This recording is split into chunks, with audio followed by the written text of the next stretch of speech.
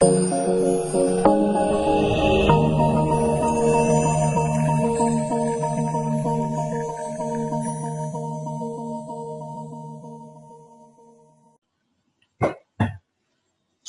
warahmatullahi wabarakatuh. Ketemu saya di channel Lili Indasari, masih mata kuliah yang sama di konsep sistem informasi. Kali ini pertemuan ke-12 atau part 12 kita akan membahas masih kelanjutan dari sistem informasi manajemen. Kalau materi sebelumnya adalah kita membahas tingkatan-tingkatan manajerial dari tingkat atas, menengah, sampai dengan ke tingkat bawah. Sekarang, apa saja yang dilakukan oleh para manajer? Menurut Henry Fayol, ada 5 fungsi di dalam manajemen, yaitu planning, organizing, staffing, directing, dan controlling. Maksudnya seperti apa? Fungsi-fungsi manajemen, planning, merencanakan. Merencanakan apa yang akan mereka lakukan. Seorang manajer harus mampu merencanakan apa yang akan dilakukan. Tidak hanya untuk saat ini, namun untuk beberapa tahun ke depan. Misalnya, target tahun ini mau ngapain? Targetnya misalnya penjualannya sekian ribu pieces, atau misalnya sekian ribu barang. Itu harus ada rencana-rencana yang harus dijalankan oleh para manajer. Yang kedua adalah organizing. Organizing maksudnya adalah mengorganisasikan untuk mencapai rencana tersebut. Jadi bagaimana seorang manajer itu bisa memanage, mengatur sumber daya yang ada di dalam suatu perusahaan dengan sebaik mungkin sehingga bisa mengorganisasikannya satu dengan yang lainnya.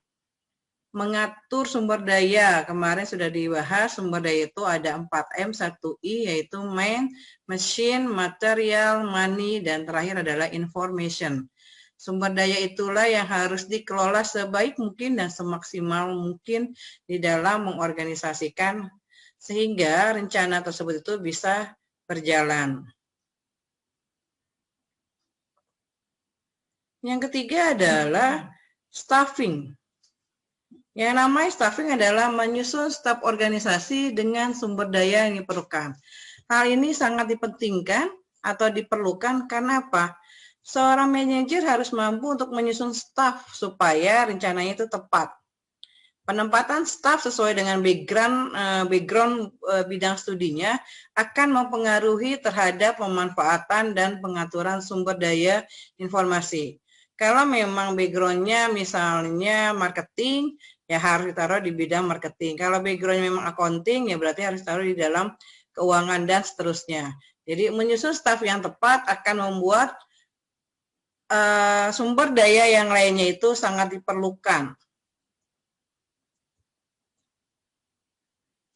Yang keempat adalah directing. Directing di sini maksudnya adalah mengarahkan untuk merencanakan rencana tersebut. Seorang manajer dia harus bisa mengarahkan, menugaskan stafnya agar rencana yang sudah dibuat itu bisa terlaksana, bisa berjalan dengan baik dan secara maksimal sesuai dengan targetnya. Yang kelima adalah fungsi manajemen menurut Henry Fayol yaitu controlling. Maksudnya adalah seorang manajer harus mampu mengendalikan sumber daya yang ada dalam suatu perusahaan sehingga bisa menjaga agar tetap beroperasi secara optimal dan maksimal. Seorang manajer mampu mengendalikan sumber daya agar perusahaan itu tetap bisa berjalan dan beroperasional secara optimal dan berkesinambungan dengan sumber daya yang dimiliki oleh suatu perusahaan. Selain itu juga, seorang manajer harus memiliki keahlian dalam beberapa hal. Pastinya memiliki banyak keahlian. Tetapi ada 2 keahlian dasar yang harus dimiliki oleh seorang manajer. Satu adalah keahlian dalam komunikasi. Kenapa? Yang namanya komunikasi itu adalah sangat penting. Baik komunikasi secara lisan ataupun secara tulisan. Kalau misalnya seorang manajer dia tidak bisa ngomong, atau orangnya pendiam aja, nggak pernah ngomong.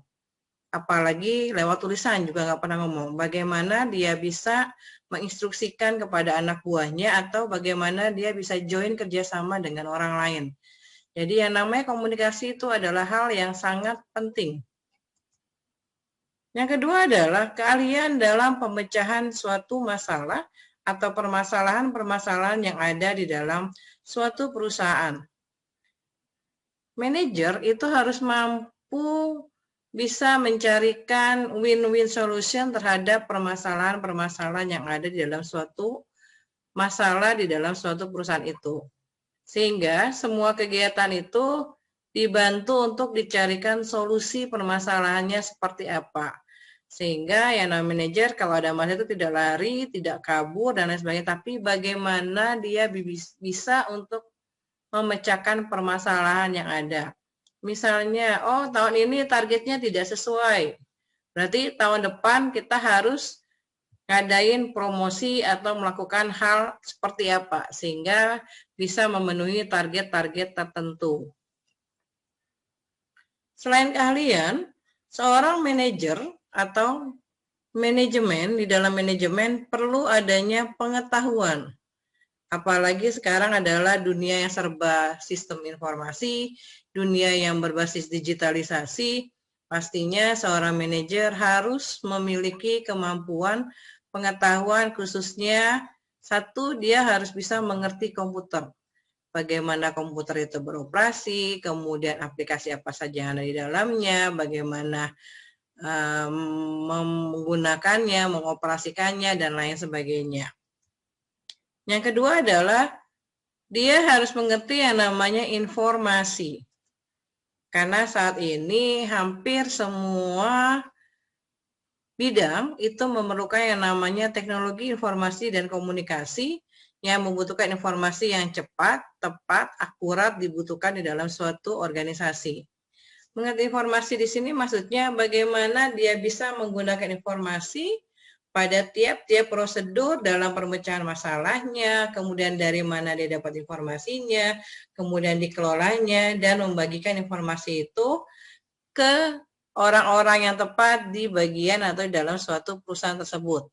Jadi jangan sampai informasi itu salah, karena kalau informasi itu salah, dampaknya akan luar biasa di dalam manajemen organisasi. Ada beberapa spesialis informasi di sini, yaitu ada analis sistem, yaitu orang yang menganalisis sistem, pengelola database atau orangnya adalah DBA, database administrator, spesialis jaringan, programmer, dan operator. Ini gambar bagaimana para spesialis ini saling berhubungan satu dengan yang lainnya. Baik itu dari mulai si user, analis sistem gitu ya. Jadi kalau misalnya menggunakan aplikasi tertentu atau kita membuat sistem tertentu, ini semuanya akan saling berhubungan satu dengan yang lain. Kita masuk ke end user computing atau pemakai akhir. Pengembangan seluruh atau sebagian sistem berbasis komputer oleh si user. Atau adalah user adalah pemakai akhir di dalam penggunaan komputer. IUC berkembang karena 4 pengaruh, antara lain adalah satu, meningkatnya pengetahuan tentang komputer. Semakin hari komputer itu akan semakin canggih. Kedua, banyaknya antrian jasa informasi. Maksudnya jasa informasi di sini adalah orang menggunakan apapun sekarang berdasarkan e-elektronik semuanya. E-tiket, orang belanja menggunakan semuanya tentang komputer, menggunakan tentang berbasis Android, berbasis IT. Ketiga, semakin murahnya perangkat keras. Keempat, tersedianya perangkat lunak yang sudah jadi, dan peranan informasi yang berubah karena adanya suatu pengembangan di dalam sistem informasi itu sendiri. Ada 4 golongan di dalam pemakai akhir, yaitu pemakai akhir tingkat menu, tingkat perintah, programmer, dan yang terakhir adalah pemakai akhir tingkat fungsional. Tingkat menu adalah di sini dia tidak menciptakan, tidak membuat, tapi bisa berkomunikasi dengan perangkat lunak yang sudah jadi. Contoh kita menggunakan PC, di dalamnya ada yang standar misalnya, ada Windows-nya, kemudian ada Word, Excel, dan lain sebagainya. Kita tidak membuatnya, tetapi kita tinggal menggunakannya. Pemakai akhir tingkat perintah di sini memiliki kemampuan satu level di atas pemakai tingkat menu. Maksudnya, dia menggunakan bahasa perintah dari perangkat lunak untuk melaksanakan operasi aritmatik dan logika. Dalam hal ini cenderung lebih ke programmernya karena dia menggunakan aritmatik dan bahasa atau perangkat lunak tertentu untuk mendukung sistem tersebut. Yang terakhir adalah pemakai akhir tingkat programmer. Kalau di sini sudah pasti adalah seorang programmer khususnya yang sudah profesional. Bahasanya pun tergantung dari yang digunakannya. Karena yang namanya bahasa pemrograman itu adalah banyak. Contoh misalnya ada Turbo, C++, Android, Java, dan lain sebagainya. Terakhir adalah pemakai akhir tingkat fungsional. Dalam hal ini adalah spesialis informasi merupakan anggota dari unit fungsional yang ada di dalam suatu perusahaan tersebut. Ada beberapa manfaat yang diperoleh dari end user computing, yaitu satu, menyeimbangkan kemampuan pengembang dengan sistem.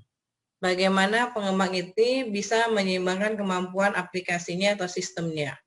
Sehingga bagaimana cara memeliharanya, mengembangkannya, atau menambahkan sistem yang sudah ada, ditambahkan lagi sistem yang baru. Kemudian kesenjangan komunikasi antara spesialis informasi dan pemakai tidak terjadi karena si pemakai sudah dapat mengetahui permasalahan-permasalahannya yang ada di dalam aplikasi tersebut. Beberapa risiko yang harus diperhatikan di dalam end user computing adalah sistem yang buruk sasarannya. Terkadang ada yang orang buat sistem itu tidak tepat sasarannya. Kedua, rancangan dan dokumentasinya yang kurang baik. Kemudian sumber daya informasi yang tidak efisien alias berbelit-belit. Integritas datanya tidak terjaga. Dan tidak ada keamanan serta pengendalian terhadap datanya. Sehingga bisa terjadinya kehilangan data-data tersebut. Demikianlah materi pertemuan kali ini.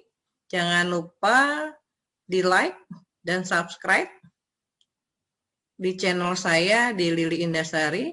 Semoga bisa bermanfaat buat semuanya. Mohon maaf jika ada salah dalam penyampaian. Terima kasih.